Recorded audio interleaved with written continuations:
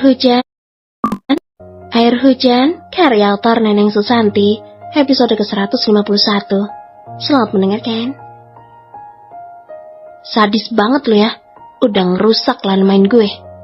Air mengatakannya penuh dengan emosi, mengingat sudah hampir seminggu ini, ia sama sekali tak menyentuh Hujan, karena gadis halalnya itu sedang berhalangan. Dan dengan kejadian ini, sudah bisa dibayangkan jika ia akan mengalami puasa panjang, tanpa tahu batas pastinya. Lu bisa bayangin gak sih perihnya kayak apa? Tanya Air serius. Gak bakal tahu deh kayaknya, kalau belum nyobain sendiri, iya kan? Tambahnya lagi dengan menaik turunkan alisnya.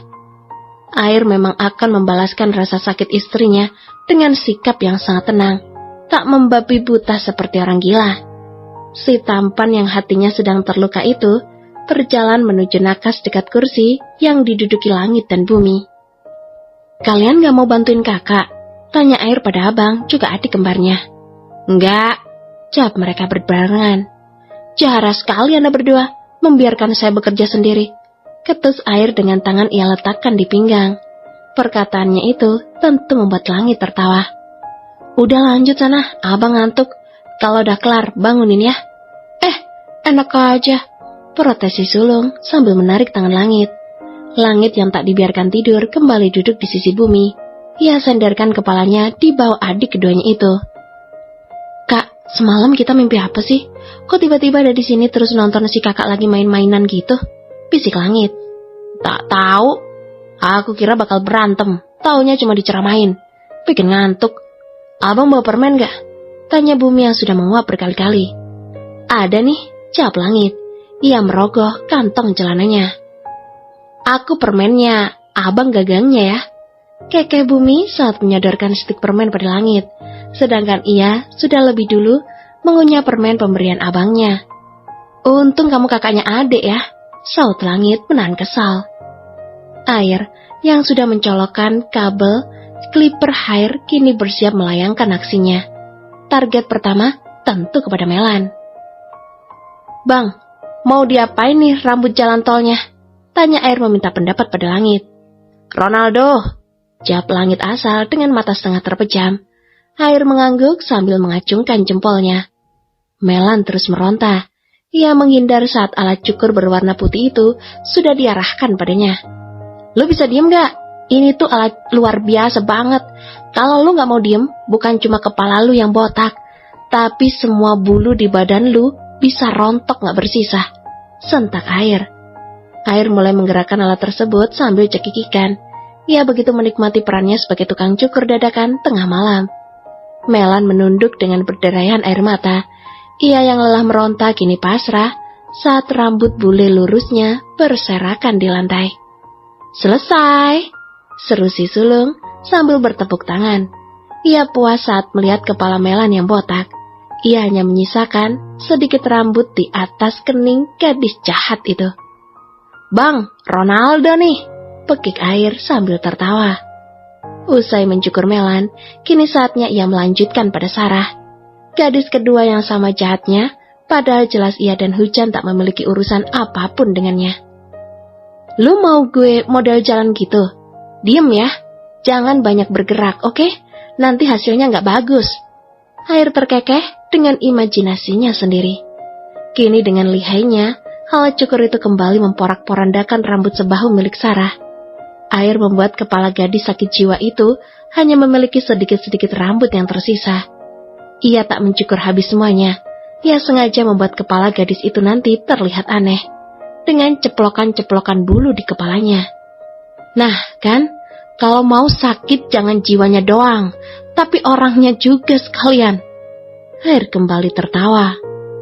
Sekarang ia menggeser langkahnya ke Rafika, satu-satunya wanita yang paling ia benci di muka bumi ini. Lu gue botakin semua aja ya. Males gue deket-deket sama lu. Hawanya gue pengen lihat lu ditelan sama anaconda di sungai Amazon. Vika langsung tersentak kaget saat angan air mendekat ke arah wajahnya. Tak sampai 5 menit, kini kepala Vika sudah botak bagai bola.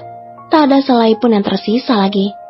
Setelah semua gadis di dekatnya kini tak lagi berambut, ia kembali ke dekat nakas untuk mengambil satu bungkusan. Sambil tertawa senang, ia mengoleskan krim berwarna putih ke kepala 3 gadis itu. Kalian bakal seumur hidup kayak gini, gak akan punya rambut lagi, ucap Air dengan sangat puas. Apalagi saat mereka menjerit histeris di balik lakban yang menutup mulutnya. Sekarang, giliran kita main masak-masakan, oke? Episode ke-152. Selamat mendengarkan. Sekarang giliran kita main masak-masakan, oke? Bu, cabenya mana?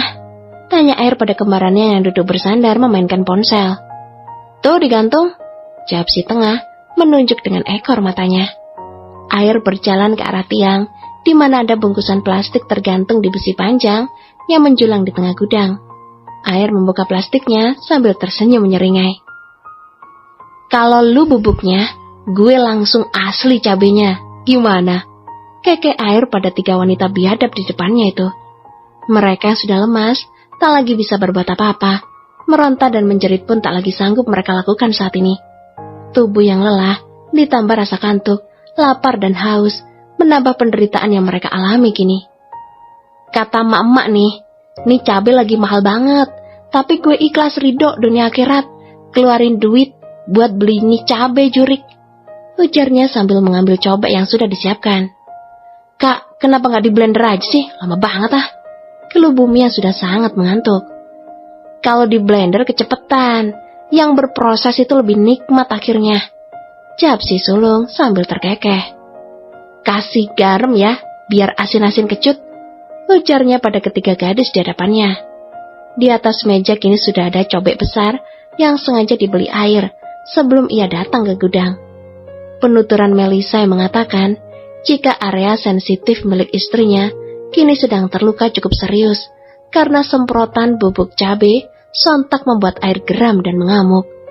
Terlebih itu adalah lahan kenikmatannya selama 2 tahun ini. Tak ada sedikit pun niatan dalam hatinya untuk mencobanya dengan gadis lain, karena hujan sudah sangat baik melayaninya dengan selalu membuat ia candu dan ketagihan.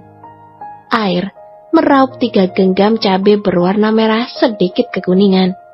Bentuknya yang besar dan montok membuat 3 gadis itu hanya bisa menelan ludah. Mereka masing-masing sambil merasakan area miliknya yang berdenyut hebat.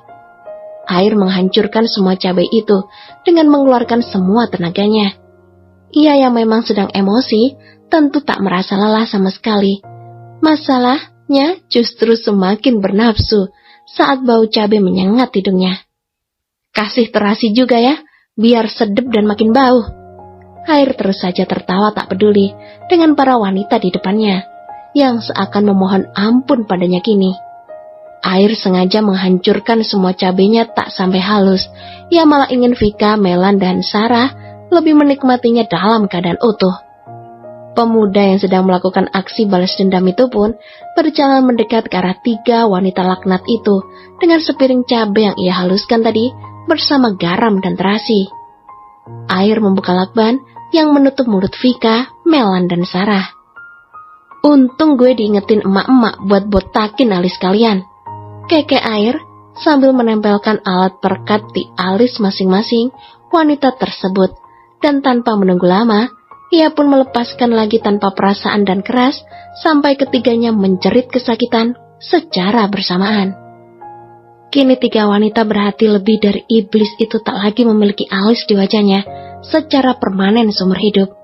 Bahkan Air sudah mengolesi obat agar mereka merasa gatal luar biasa dan akhirnya infeksi. Sudah bisa dipastikan, kelak pensil alis pun sudah tak akan bisa mengukir lagi di wajah gadis biadab itu. Ampun! Lirih Melan, memohon begitupun dengan Sarah yang berusaha ingin bersujud di hadapan pria yang tadi pagi istrinya ia siksa dengan kejam. Ampun lu bilang, apa lu juga kasih ampun ke hujan pas dia mohon-mohon ke kalian? Sindir Air yang semakin geram. Maaf Ai, kita kilaf, tutur Sarah. Air menggelengkan kepalanya dengan mantap. Ia sudah terlanjur geram dengan tindakan mereka menyiksa belahan hatinya. Sekarang, kalian nikmatin nih cabai.